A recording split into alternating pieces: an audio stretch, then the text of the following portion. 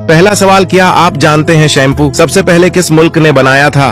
5, 4, 3, 2, 1. इसका जवाब है इंडिया ने।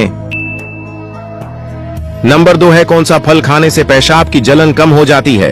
5, 4, 3, 2, 1. इसका जवाब है तरबूज खाने से। नंबर 3 है, किस मुल्क में गाली देने पर 5 साल की सजा है? 5, 4, 3, 2, 1. इसका जवाब है क्यूबा में। नंबर 4 है, क्या आप जानते हैं हमारे प्यारे नबी की पसंदीदा सब्जी कौन सी है? 5, 4, 3, 2, 1. इसका जवाब है कद्दू शरीफ।